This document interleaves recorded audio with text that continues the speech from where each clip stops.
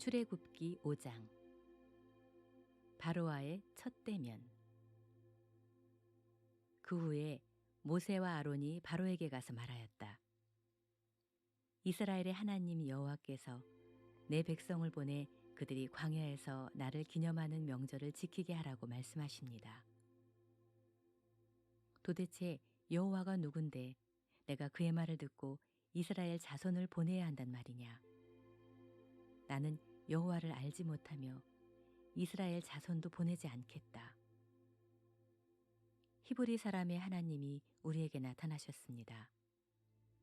우리가 3일길쯤 광야로 들어가서 우리 하나님 여호와께 희생제물을 드릴 수 있도록 허락해 주십시오.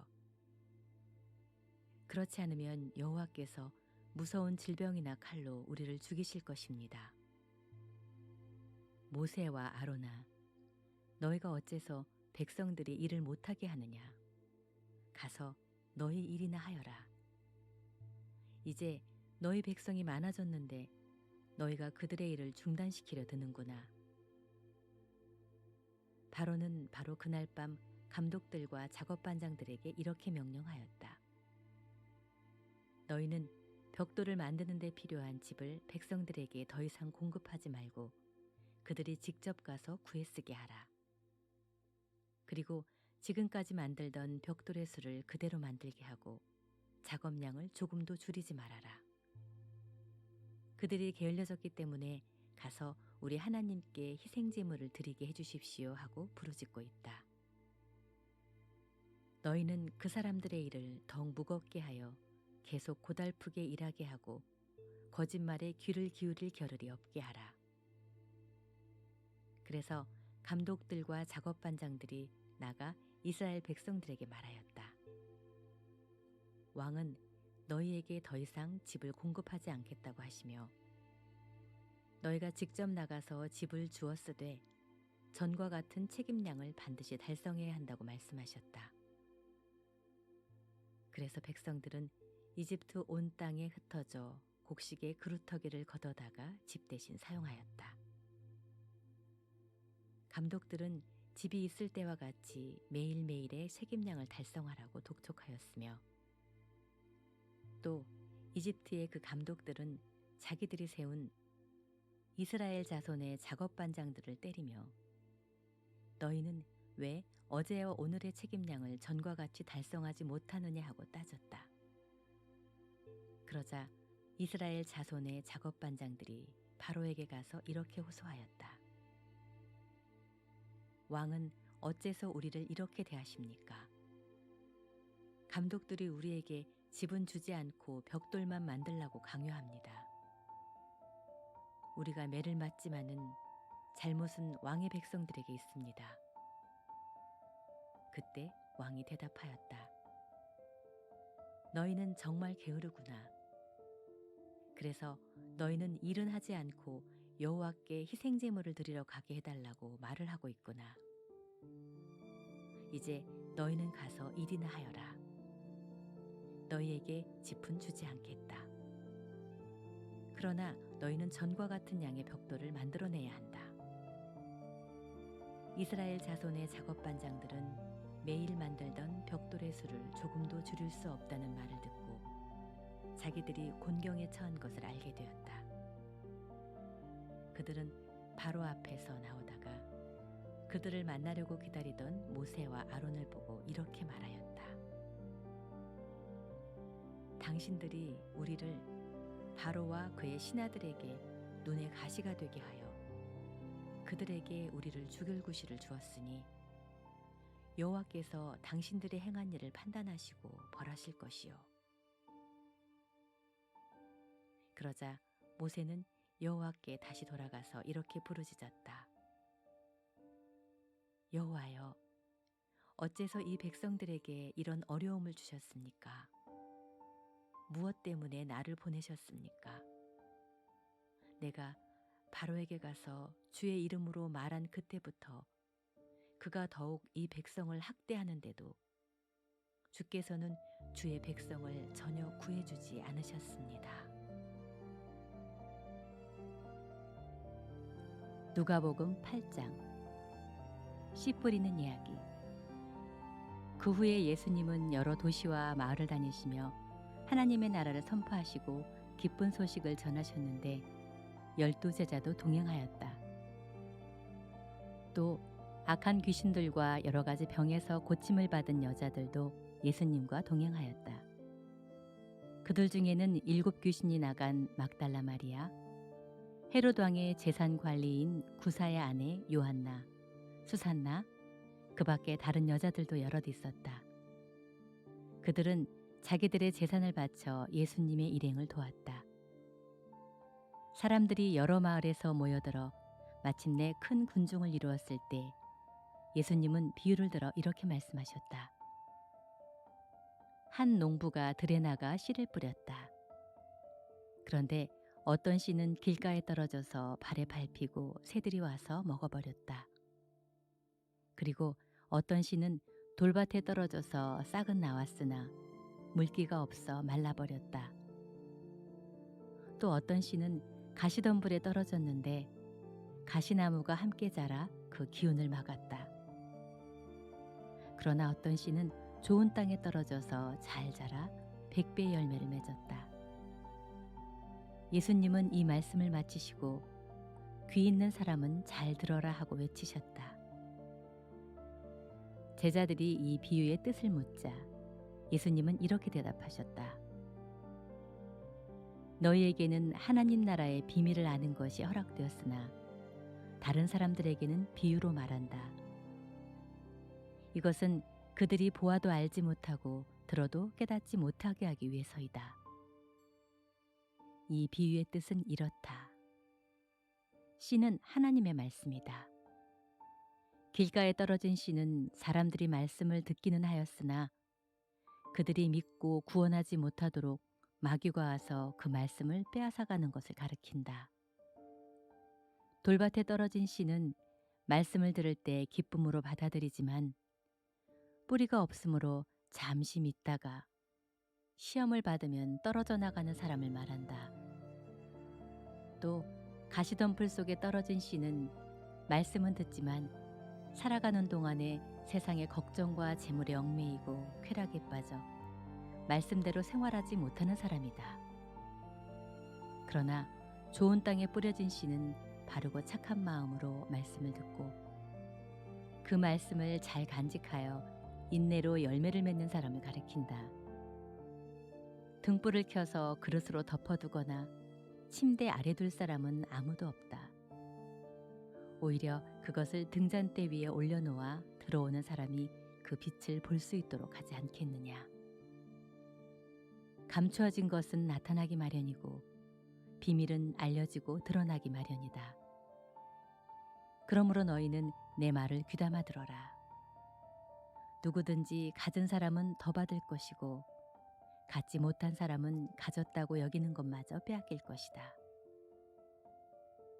예수님의 어머니와 형제들이 예수님을 만나러 왔으나 군중들 때문에 만날 수가 없었다. 그래서 어떤 사람이 예수님께 선생님, 어머니와 형제분이 선생님을 만나뵈려고 밖에서 기다립니다 하였다. 그러나 예수님은 그들에게 내 어머니와 형제들은 하나님의 말씀을 듣고 실천하는 이 사람들이다 하고 대답하셨다. 폭풍을 잔잔케 하심. 어느 날 예수님이 제자들과 함께 배를 타시고 호수 저편으로 건너가자 하고 말씀하셨다. 그래서 그들은 떠났는데 가는 도중에 예수님은 잠이 드셨다. 그때 갑자기 큰 폭풍이 휘몰아쳐서 배가 침몰하게 되었다. 그러자 제자들이 예수님을 깨우며 주님, 주님, 우리가 죽게 되었습니다 하고 부르짖었다. 예수님이 일어나 바람과 성난 파도를 꾸짖으시자 폭풍이 그치고 물결이 잔잔해졌다. 그때 예수님이 제자들에게 너희 믿음은 어디 있느냐 하고 물으시자 그들은 두려워하고 놀라며 도대체 이분이 누구신데 바람과 물을 보고 명령해도 복종하는가 하고 수군거렸다. 예수님의 일행은 갈릴리 건너편 거라사 지방에 도착하였다. 예수님은 육지에 내리셨을 때 그 도시에 사는 귀신 들린 어떤 사람과 마주치게 되었다. 그는 오랫동안 옷을 입지도 않았고 집을 뛰쳐나와 공동묘지에서 살았다. 그가 예수님을 보자 소리 지르며 예수님 발 앞에 엎드려 가장 높으신 하나님의 아들 예수님, 내가 당신과 무슨 상관이 있습니까? 부탁드립니다. 제발 나를 괴롭히지 마십시오 하고 외쳤다.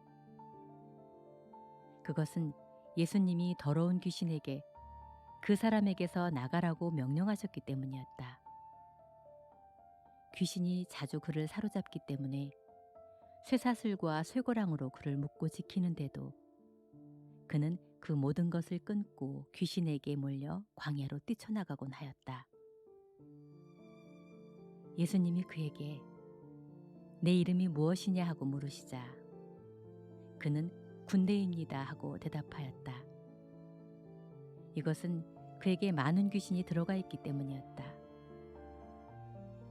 그리고 귀신들은 예수님께 제발 무적행으로 들어가라는 명령만은 하지 말아달라고 간청하였다. 마침 그곳 산에는 많은 돼지떼가 풀을 먹고 있었다. 귀신들은 돼지떼 속에라도 들어가게 해달라고 간청하였다. 그래서 예수님이 허락하시자 귀신들이 그 사람에게서 나와 돼지떼 속으로 들어갔다. 그러자 돼지떼가 가파른 비탈길로 내리달려 호수에 빠져 죽고 말았다. 돼지를 치던 자들이 이것을 보고 도망하여 읍내와 촌에 이 일을 말하자 사람들이 일어난 일을 보려고 모여들었다. 그들은 귀신 나간 사람이 옷을 입고 맑은 정신으로 예수님 앞에 있는 것을 보고 두려워하였다. 그들을 지켜본 사람들이 어떻게 해서 귀신 들린 사람이 낫게 되었는가를 이야기해 주자 거라사 지방 사람들은 크게 두려워하며 예수님께 그 지방을 떠나달라고 간청하였다. 그래서 예수님은 되돌아가려고 배를 타셨다.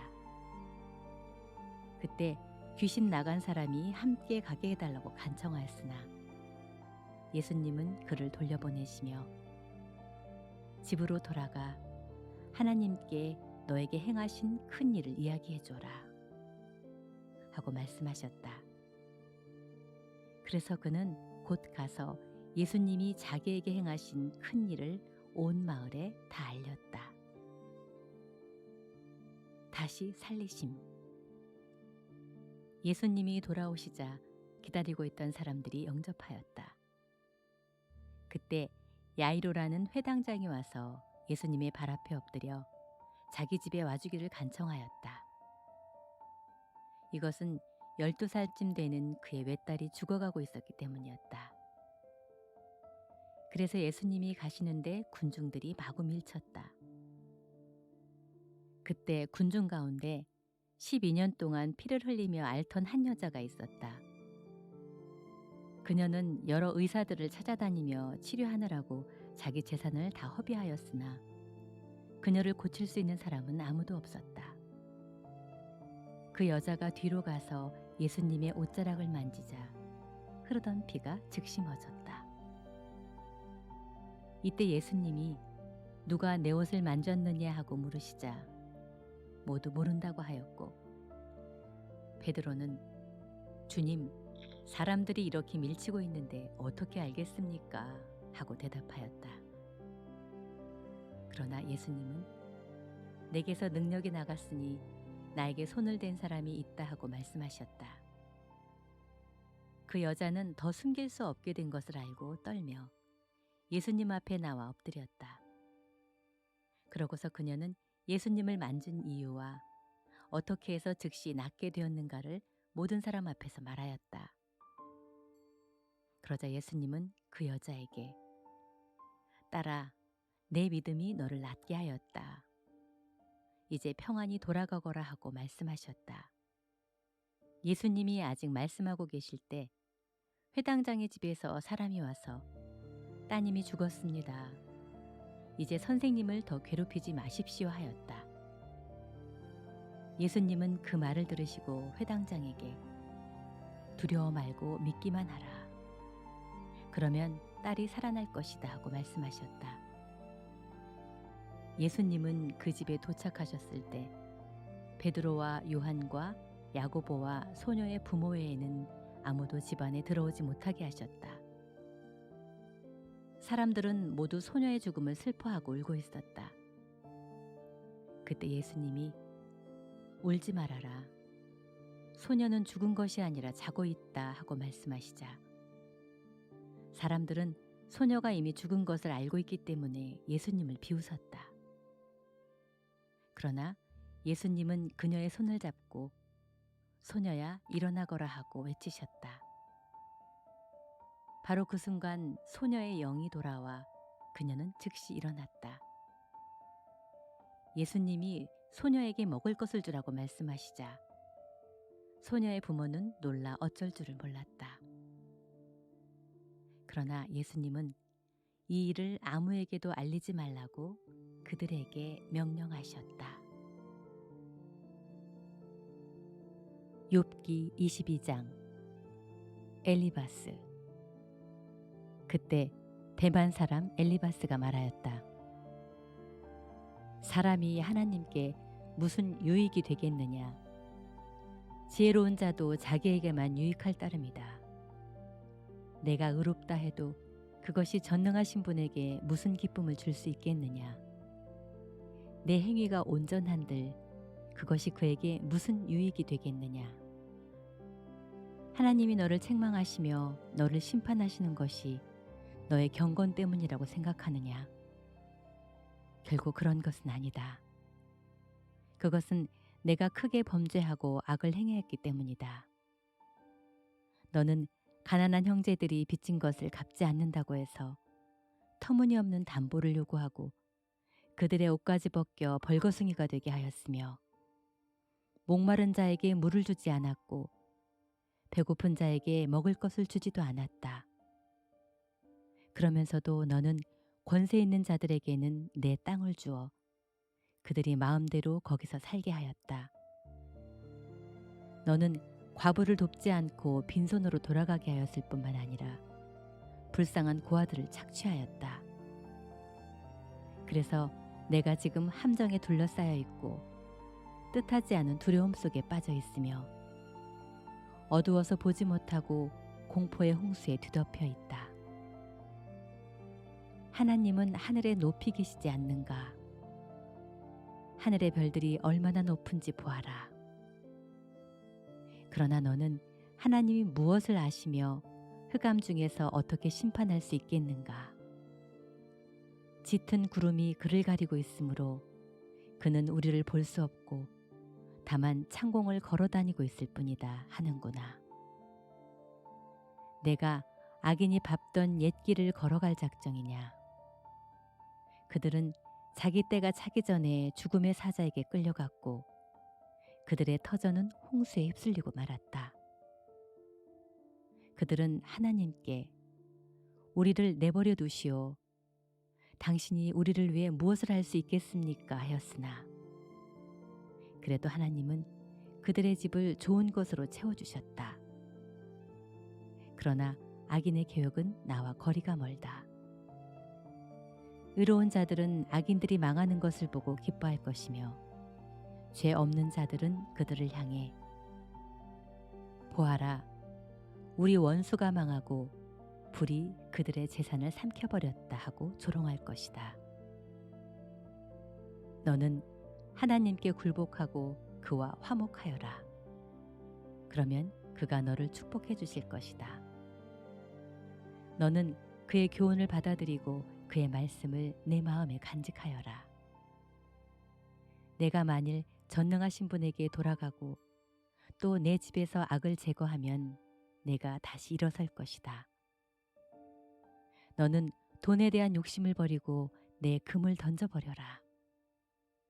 그러면 바로 전능하신 그가 너에게 금이 되고 귀한 은이 될 것이다. 그렇게 되면 너는 전능하신 분에게서 기쁨을 찾을 수 있을 것이며 하나님을 향하여 너의 얼굴을 들 수 있을 것이다. 내가 기도하면 그가 응답할 것이며 또 그에게 내가 약속한 것도 지킬 수 있을 것이다. 그리고 내가 무슨 계획을 세워도 성취될 것이며 빛이 너의 가는 길을 비추어 줄 것이다. 내가 천한 대우를 받고 굴욕을 당하거든 다시 너를 높여줄 자가 있음을 기억하여라. 하나님은 겸손한 자를 구원하실 것이며 죄인들이라도 구해주실 것이니 너의 깨끗한 손을 통해 그런 자가 구원을 받게 될 것이다. 고린도전서 9장. 바울이 자신의 사도직을 설명함. 내가 자유인이 아닙니까? 사도가 아닙니까? 내가 우리 주 예수님을 보지 못했습니까? 내가 주님을 위해 일한 결실이 바로 여러분이 아닙니까? 내가 다른 사람들에게는 사도가 아닐지라도 여러분에게는 사도입니다. 주님을 믿는 여러분이 내가 사도라는 것을 증거하는 표가 되기 때문입니다. 나를 비판하는 사람들에게 말합니다. 우리에게 먹고 마실 권리가 없습니까? 다른 사도들과 주님의 형제들과 베드로처럼 우리에게도 믿는 아내를 데리고 다닐 권리가 없겠습니까? 어찌 나와 바나바에게만 일하지 않고 먹을 권리가 없겠습니까? 자기 비용으로 군대 생활을 할 사람이 어디 있습니까? 포도원을 만들고 포도를 먹지 않을 사람이 누굽니까? 양을 기르는 사람치고 그 젖을 먹지 않을 사람이 누굽니까? 내가 사람의 견지에서만 이것을 말합니까? 율법도 이것을 말하고 있지 않습니까? 모세의 율법에는 곡식을 밟아 떠는 소의 입에 망을 씌우지 마십시오라고 기록되어 있습니다. 이것은 하나님이 소를 염려해서 하신 말씀입니까? 전적으로 우리를 위해서 하신 말씀이 아닙니까? 그렇습니다. 이것은 우리를 위해 기록된 것입니다. 밭가는 사람이나 타작하는 사람은 제 몫을 받을 희망을 가지고 일합니다. 여러분에게 영적인 씨앗을 뿌린 우리가 물질적인 수확을 거둔다고 해서 이것을 지나친 일이라 할 수 있겠습니까? 다른 사람들이 여러분에게 이런 권리를 가졌다면 우리에게는 더욱 큰 권리가 있지 않겠습니까?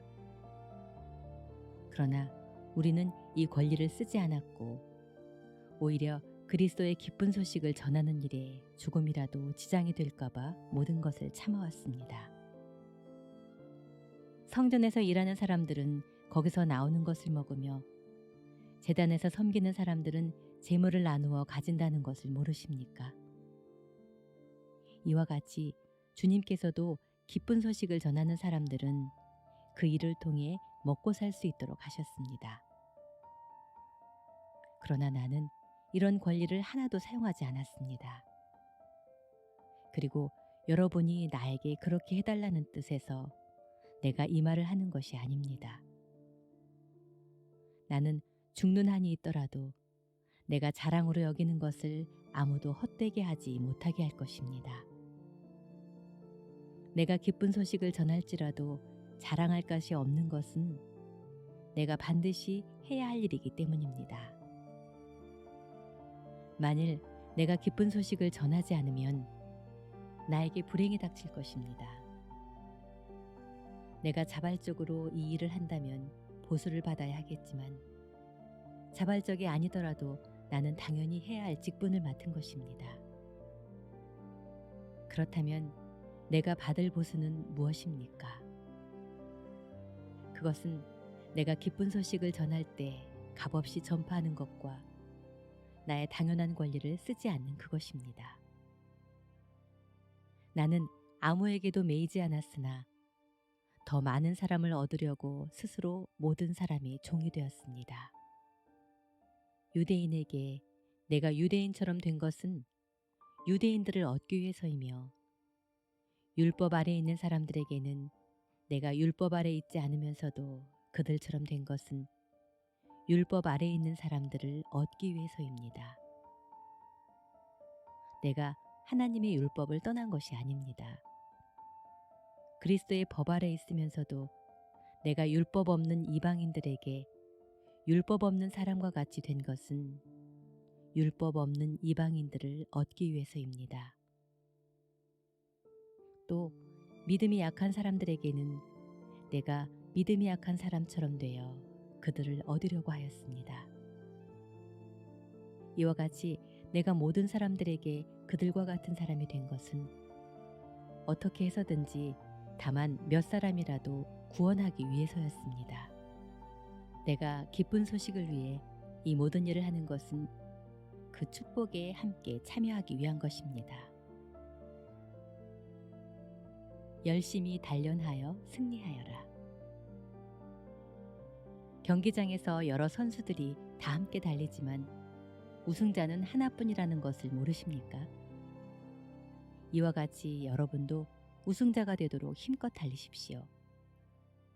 우승자가 되려고 경정하는 선수마다 모든 일에 절제합니다. 그들은 썩을 면류관을 얻기 위해 그렇게 하지만 우리는 썩지 않을 면류관을 위해 그렇게 해야 합니다.